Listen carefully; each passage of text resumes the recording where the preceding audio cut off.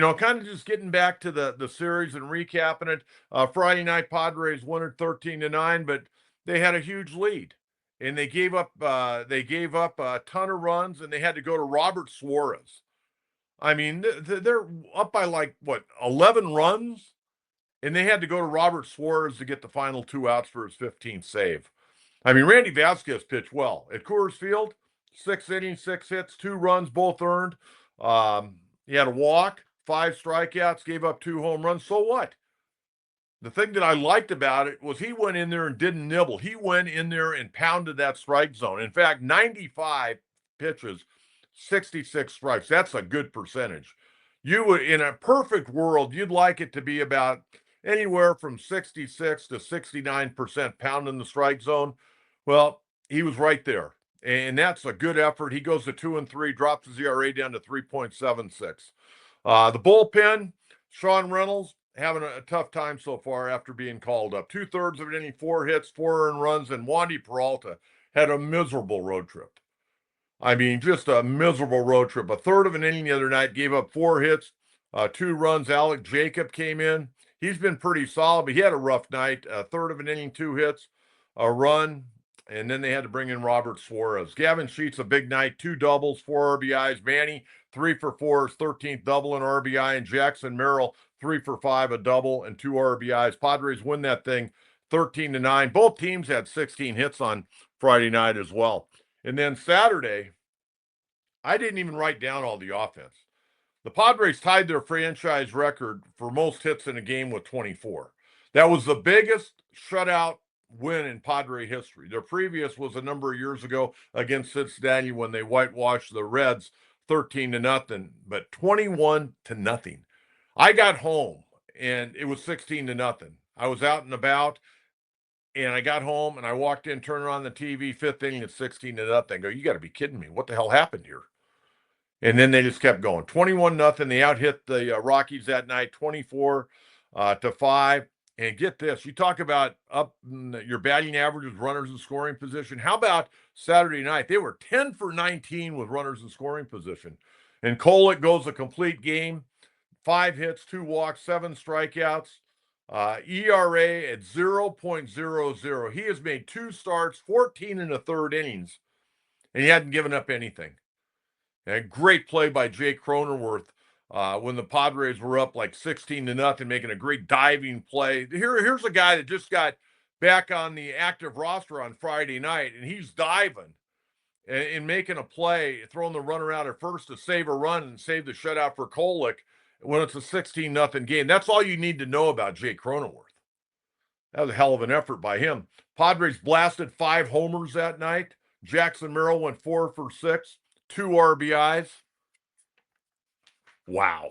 What a ball game for the Padres. And yeah, that had to be miserable.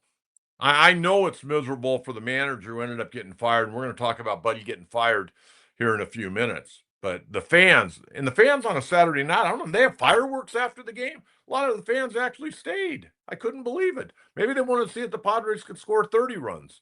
And then yesterday, Padres get beat 9-3. German Marquez, he lowered his ERA yesterday. He went 7 innings, gave up 3 hits, 1 run. It was earned, a walk, 2 strikeouts, gave up that first inning run, didn't give up anything afterwards. He lowered his ERA to 8.27. It was over 10 coming in. He was 0-6. Now he's 1-6. Threw 78 pitches, 51 strikes. Nick Pivetta did not have it yesterday. 4 innings, 7 hits, 6 earned runs, 2 walks, 5 strikeouts, 3-run bomb in the first inning by Hunter Goodman, who ended up going 3 for 5. He also added a 2-run double, 5 RBIs in all, and I'm sure he was the post-game guest on their radio network. But disappointing loss yesterday, 9-3 to the Rockies and German Marquez. But you know what? That's baseball. That's what happens. That's baseball. It just happens. It always comes down to who's on the mound, and Marquez was better than Pivetta yesterday. And then I was just looking at some numbers. Fernando, hitting 320 right now. Manny Machado, a great road trip, hitting 324. Gavin Sheets, who batting average had dipped down in the 280s, he got hot during the road trip. He's hitting 304. Man, what a road trip, though. 6-3. I'm going to take the 6-3, but I'm still pissed because they could have been 7-2 or even 8-1. And we had somebody ask me the other day, what about the Padres? They're beating up on the bad teams, but they struggled against the Yankees, and hey, they beat the Giants. Giants are a good ball club. Padres are a damn good team. Padres one of the top two or three teams in baseball. I'm telling you that right now. But again, we got a long ways to go, and guys have to stay healthy. And that's a big, big part of it. Because when we look right now in the Padre farm system, we've already seen Oscar Gonzalez. Oh, by the way, we saw Connor Joe for 9 at bats in his Padre uniform. He got traded to Cincinnati for right-hander pitcher over the weekend. Andrew Moore. And Andrew Moore is a guy 30 years old, hasn't really pitched a lot of innings, 148 innings in his big league or in his minor league career. Just a throw-in guy. He's a power arm. He got a good arm. There's no doubt about it. Pitched at Oregon State, pitched on some of those great teams up at Oregon State. But Connor Joe, maybe he'll get an opportunity in Cincinnati. But it wasn't going to work out here in San Diego. He 0 for 9. I think he had one walk, but just didn't perform. And was doing okay in AAA, nothing off the chart. So we wish Connor well. He's a good guy, and he's overcome a lot in his life, a cancer survivor. So we wish him the very, very best.